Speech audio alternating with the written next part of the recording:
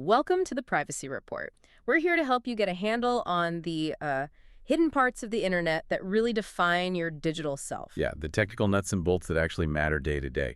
And today we're tackling something fundamental, the difference between public and private IP addresses.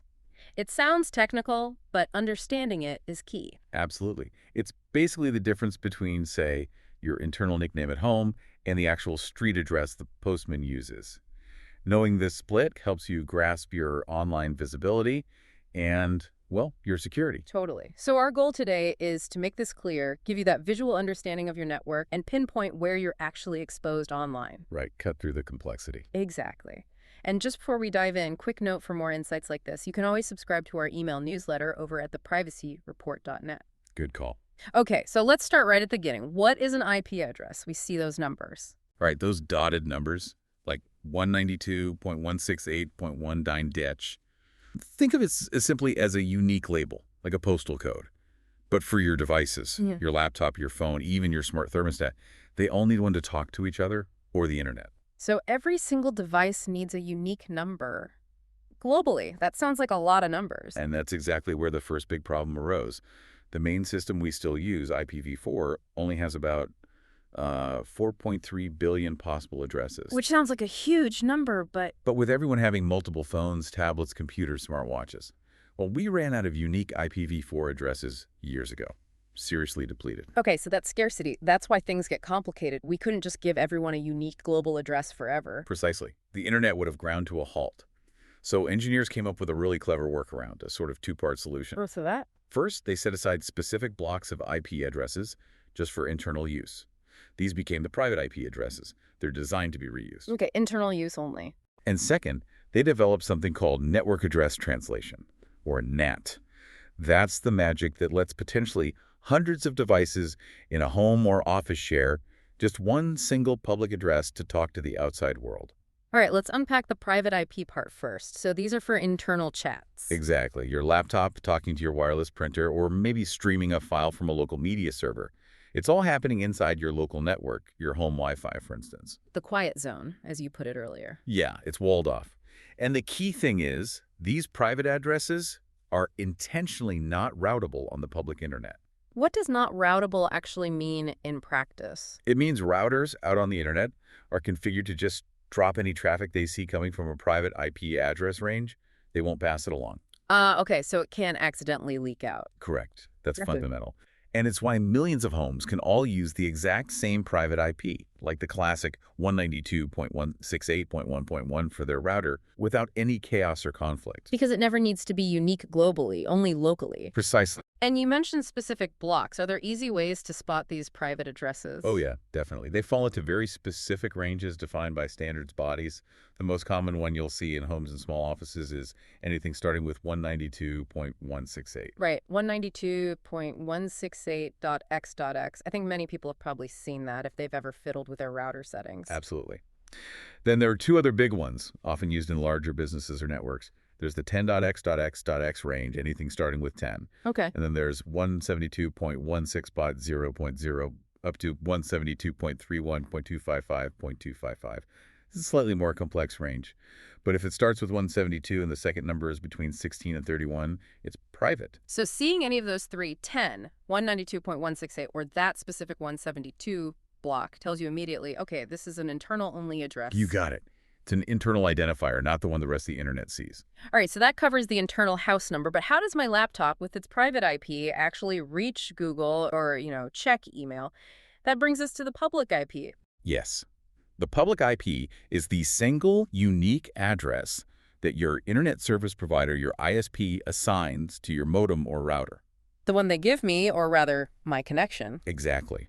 That address is the one that's visible to every website, every server, every service you connect to out there on the internet. It's like the main mailing address for your entire household online. And all my devices, my phone, my tablet, my PC, they all hide behind that one public address. How does that work? That's the NAT thing. That's NAT, network address translation. It's essentially your router acting as a very clever receptionist or translator. Okay, explain the translation process. Let's say my phone and my laptop both want to visit the same website simultaneously. Okay. So your phone sends a request using its private IP, say 192.168.110. Your laptop sends one using its private IP, maybe 192.168.1.11. Both requests hit your router. Right. The router intercepts them. It swaps out the private IP address on both requests and replaces it with your single public AI address. Let's say it's 203.113.47. Okay, so both requests now look like they came from 203.0.113.47. Exactly. Yeah. But here's the crucial part. The router makes a note in its internal table, like, okay, request #123 using port 50,000 came from port 110, and request #124 using port 5001 came from port 101. It remembers who asked for what. Ah, it keeps a log? A temporary state table, yeah. Yeah. So when the website sends the replies back to your public IP, 203.113.47, the router checks its table. It sees, this response is for port 50,000, matches it to the internal log, knows it belongs to the phone, point 120, changes the destination address back to the phone's private IP, and sends it on. And it does the same for the laptop's response. Wow. Yep. So to the outside world, it just looks like one device, 2.111.1.1.1.47, is doing all the browsing. That's actually brilliant. And it was designed just to save addresses, but it ended up creating a sort of default security layer, didn't it? It really did, almost by accident. Because external systems only ever interact with that single public IP, they generally can't just initiate a connection directly to your phone or your smart fridge inside your network. They don't even know its private IP address exists. Exactly. Yeah. They have to somehow guess it and get past the router, which normally blocks unsolicited incoming stuff unless you've specifically set up port forwarding. So it makes random drive-by hacking attempts much harder. But okay, here's the critical privacy angle. While NAT blocks incoming random stuff, it doesn't hide my outgoing activity, right? My public IP is still very much visible. Absolutely. It does zero to mask your identity when you're the one initiating the connection. That public IP is your primary traceable identifier online. And what can someone learn from that public IP? Quite a bit, actually. First, obviously, it tells them who your ISP is. That's usually baked right into the address block assignment. Okay, fair enough. What else? More significantly for privacy, it reveals your proximate physical location. There are large databases that map IP address ranges to geographic areas. How approximate are we talking? Like my country, my city, my street? It varies, but typically it's pretty good. Often down to the city or metropolitan area, sometimes even the zip code or neighborhood. It's generally not your precise street address, but it's close enough for things like targeted advertising or for law enforcement to narrow down investigations. Wow. Okay, so it gives away my general location. Yes, and because that public IP address often doesn't change very frequently, especially if it's what they call a static IP, but even dynamic ones can stick around for weeks or months. It allows websites and advertisers to build a profile of activity associated with your household or location over time. So they can track patterns tied back to that single visible address. Correct. So if you're worried about that kind of tracking, the location revealing, or even just your ISP logging everything associated with your public IP, what's the solution? Well, that's where things like VPNs, virtual private networks, or proxy servers come into play. How do they help? Basically, a VPN acts as an intermediary. When you connect through a VPN, your traffic first goes to the VPN server, encrypted. The VPN server then sends your request out to the internet using its IP address, not yours. So it swaps your public IP for the VPN server's IP. Exactly. So if you connect to a VPN server in, say, Switzerland, all the websites you visit will see a Swiss IP address. It masks your true public IP and your actual location. That sounds like a good fix for the tracking problem, but there's always a but, isn't there? Is there a catch? There is a significant one. Yeah. Trust. You're essentially hiding your traffic from your ISP and the websites you visit, but you're now routing all of it through the VPN provider. So the VPN provider sees everything instead? Potentially, yes. Yeah. You've shifted the trust point. Does the VPN provider keep logs of your activity? What are their privacy policies? Are they based in a country with strong privacy laws or weak ones? Choosing a trustworthy VPN requires, frankly, a lot of research. You're trading one potential observer, your ISP, for another, the VPN company. That's a really important trade-off to understand. It's not automatic anonymity. Not at all. Due diligence is key. Let's try and make this even more concrete. Think about, say, a big company network. Okay. A corporate environment. Yeah. Thousands of computers, maybe. Each employee's machine gets what kind of IP? Almost certainly a private IP. Probably from the 10.x.x.x range, or maybe that 172.1631 block.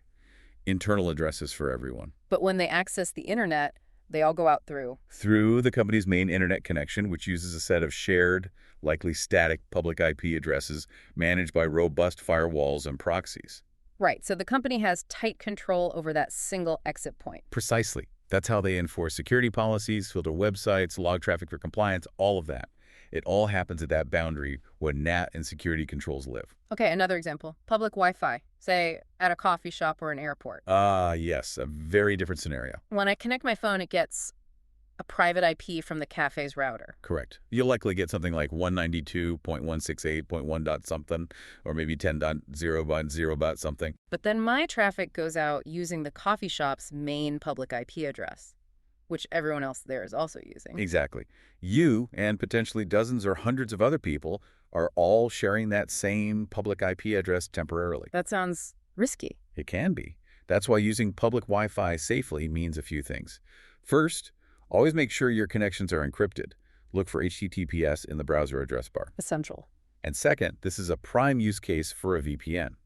A VPN encrypts all your traffic, even if the website itself isn't HTTPS, and it masks your activity not only from the websites, but also from the coffee shop's network administrators and potentially other users on that shared network. Right. Protects you within that shared environment.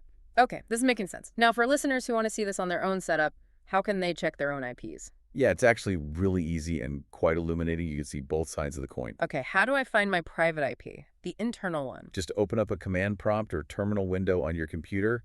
If you're on Windows, type ipconfig and press Enter. ipconfig. Got it. If you're on Mac OS or Linux, you usually type ifconfig or maybe ipaddr. Look through the output for your main network connection, like Wi-Fi or Ethernet, and you'll see an IPv4 address.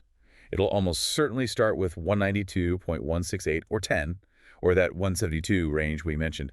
That's your private one. Okay, simple enough. Now, how do I find the public IP, the one the world sees? Even easier, just open any web browser, Chrome, Firefox, whatever, and search for what is my IP address. Okay. Google or dedicated sites like whatismyep.com will immediately display a prominent IP address. That address should be different from the private one you just found. That's your router's public face, assigned by your ISP. Seeing those two different numbers really drives home the whole NAT concept in action. It really does. Private inside, public outside, router in the middle doing the translation. So since that router is doing all the work, the translation, the gatekeeping at security must be incredibly important. Absolutely paramount. It is the single choke point, the border wall, for your entire home network. Yeah. If that router gets compromised, the whole NAT protection concept just evaporates. How to get compromised? Well, attackers are constantly scanning ranges of public IP addresses looking for vulnerabilities. They might look for open ports that shouldn't be open, or known exploits in older router firmware. Stuff that hasn't been updated. Exactly. Or, very commonly, they look for routers still using the default administrator username and password. Admin and password, or something similar. People don't change those. Seriously. You'd be amazed how often they don't. And if an attacker gets admin access to your router, they can potentially change settings, redirect your traffic, spy on your activity, or use it as a jumping-off point to attack devices inside your network. The router is ground zero for security. Strong password, updated firmware, non-negotiable. Makes sense. Now, you mentioned static versus dynamic IPs earlier. Does that affect privacy or security much for home users? It can have a slight impact. Most home users get a dynamic IP from their ISP. This means the public IP address might change periodically, maybe when you reboot your router, or maybe after a set lease time expires. Does that help privacy? Mildly, yes. Because the address changes occasionally, it makes long-term tracking of your specific household slightly more difficult for advertisers or others trying to build profiles based solely on IP. It introduces breaks in the data trail. Okay, a small benefit. What about static IPs? Static IPs don't change, ever. They're permanently assigned to your connection. Businesses often need these if they're hosting their own website or email server, so the address is predictable. But for privacy? It's worse for privacy because your connection is always associated with that same fixed identifier. It makes you a more stable target for tracking, profiling, and even things like distributed denial of service, DDoS attacks, where attackers flood a known IP with traffic to knock it offline. Gamers or streamers sometimes get targeted this way if their static IP becomes known. Right, so dynamic offers a tiny bit more obscurity. Tiny bit, yeah. Okay, one more modern twist. The smart home. We now have potentially dozens of devices inside smart speakers, cameras, lights, plugs, all using private IPs, right? Correct. They all sit behind the router, each with its own internal 192.168.x.x or similar address. NAT protects them from direct external pokes. But what about internal threats if one of those devices isn't secure? That's the big worry now. The Internet of Things is notorious for, shall we say, variable security standards. If a hacker manages to compromise, say, a cheap smart camera, maybe through a cloud vulnerability or a weak default password, Okay. that compromised camera, even though it only has a private IP, is now inside your network. An attacker could potentially use it as a pivot point, a beachhead, to scan within your local network and attack other more valuable devices like your computers or network storage, bypassing the router's main firewall. Wow, so a weak link inside can undermine the whole perimeter defense. Absolutely. This is why security folks are increasingly recommending network segmentation, even at home, like putting all your smart but maybe less trustworthy devices onto a separate guest Wi-Fi network. To quarantine them. Essentially, yes. So if one gets compromised, it can't easily see or attack your main computers and phones on the primary network. Internal security matters just as much now. This has been really clarifying. So, summing up the key takeaways. Public IP is your Internet Visible ID from your ISP. Private IP is just for internal use. NAT cleverly bridges the two using your router. And that router security is absolutely critical because it's the single gateway. Right, secure that border. And looking ahead, just as a final thought, we're slowly, very slowly, moving towards IPv6. Which has vastly more addresses, right? Practically infinite. Effectively infinite for our purposes, yes. Yeah. Which means, theoretically, IPv6 could eliminate the need for NAT entirely. Every single device, your phone, your laptop, your toaster, could potentially have its own unique, globally routable public IPv6 address. Wait, so no more hiding behind one shared address? Potentially, yes. That's one vision of the IPv6 future. If that happens, the accidental security benefit of NAT disappears. Security would then need to be built directly into every single device or rely much more heavily on robust firewall rules at the router, because every device could be directly reachable from the internet. That changes the game completely. Wow. It does. It means thinking about your address exposure, how visible each device is, becomes even more complex and arguably more important. Managing that exposure thoughtfully is really a cornerstone of digital identity protection, now and especially in the future. That's a really powerful point to end on. Definitely gives us something to think about. Thanks for breaking all that down. My pleasure. Glad we could cover it. And thank you, our listeners, for tuning in to the Privacy Report. We hope this exploration of IP addresses was valuable. Yeah, thanks for joining us. If you found this helpful, please do take a second to like or subscribe to the show wherever you get your podcasts. It really helps others find us. Thanks again for listening. This episode was made with the assistance of AI.